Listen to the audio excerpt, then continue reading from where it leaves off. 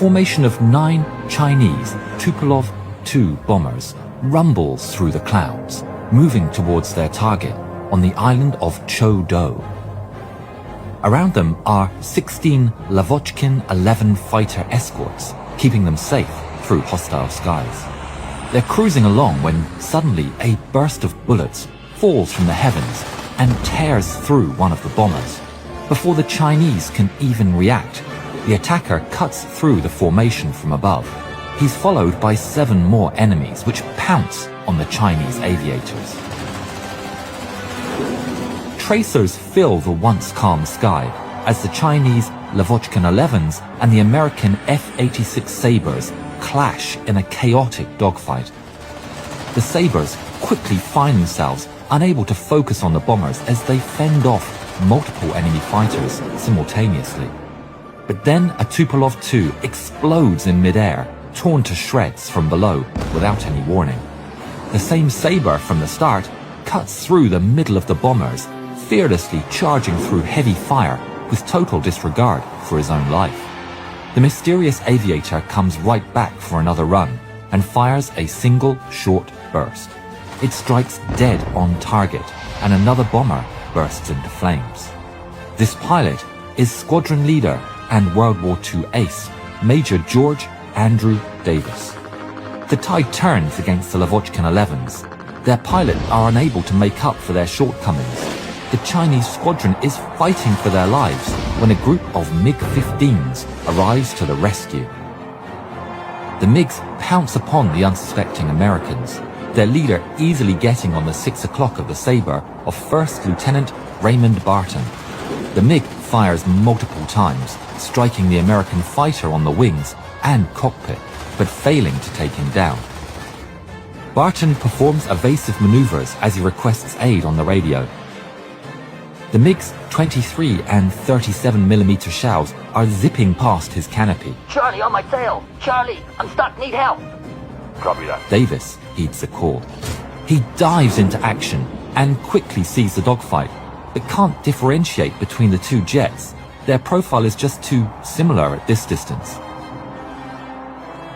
Davis orders Barton to maneuver left and right on his mark. He observes carefully and identifies the plane not following his instructions and pounces. He sweeps down from above and unleashes his 6 50 caliber machine guns upon the enemy jet. The barrage strikes square on the enemy's cockpit, taking him out instantly and saving Barton's life.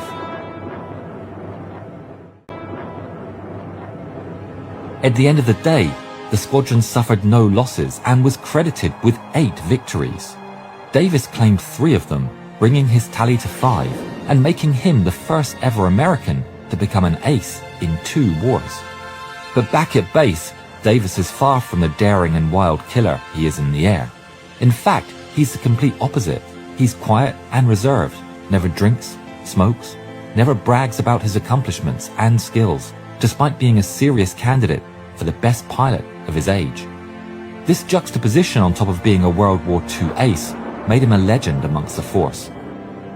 His experience earned him command of the 334th Fighter Squadron of the 4th Fighter Wing. He excelled at the post, leading by example and demanding strict discipline amongst his men. Under his leadership, the squadron became one of the best battling for the Korean skies. Davis grew to be so valuable that he became irreplaceable. It was protocol for aces to be recalled back to the US for their safety, and so they could teach their skills to the next generation of pilots.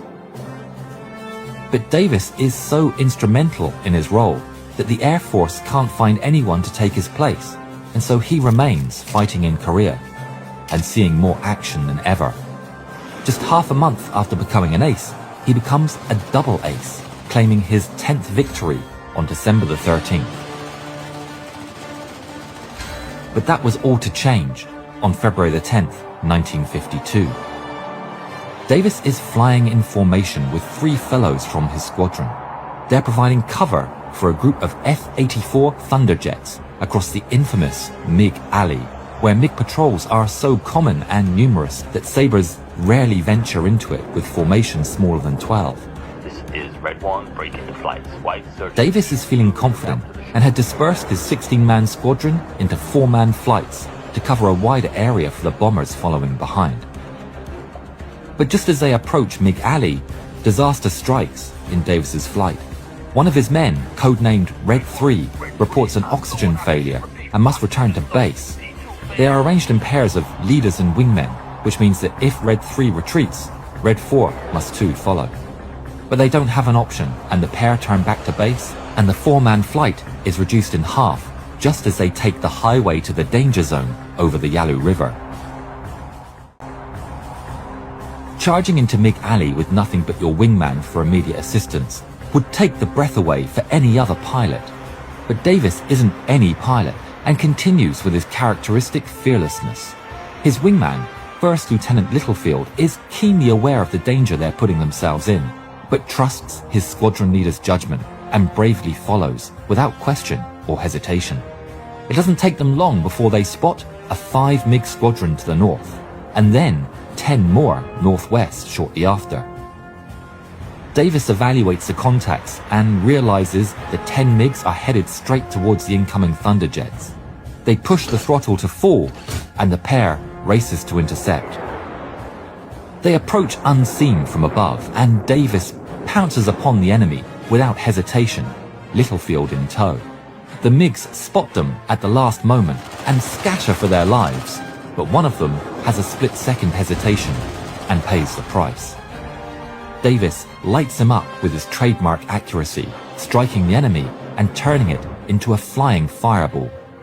Davis pulls out of his dive and instantly lands his crosshairs onto a second target. He pulls the trigger, and it too falls under the Sabre's deadly volley. Davis then immediately sets off after a third. It's a daring move. He's lost speed, and maneuvering for another kill will only keep him slow and vulnerable.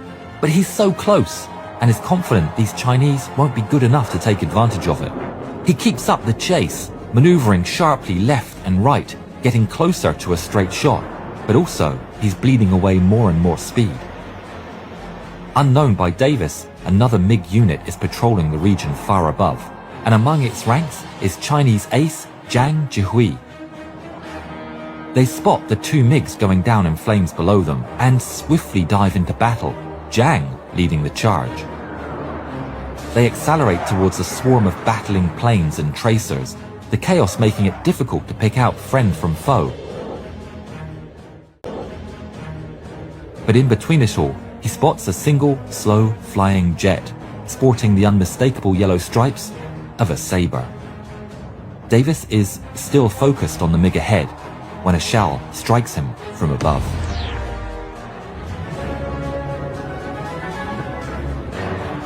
Littlefield is battling hard against the swarm of MiGs when he sees his leader out of control and engulfed in smoke. Enemies descend on the wounded machine, and Littlefield rushes to cover him. He desperately fights MiGs off Davis's tail, and he follows him all the way down to the ground. But no parachute ever opens, and the Sabre crashes into the earth. Lieutenant Littlefield cannot believe his eyes, but before he can dwell on the events, a shell fires past his canopy. The swarm of MiGs is now on his tail. Littlefield slams to full throttle and escapes the scene, dodging shots all over. He dashes left and right, desperately maneuvering for his life, but he can't shake them. There are just too many. In a last-ditch attempt, he sends his Sabre straight into the clouds and turns sharply inside them, finally managing to throw off his pursuers. But then the adrenaline wears off and reality of what has transpired sets in.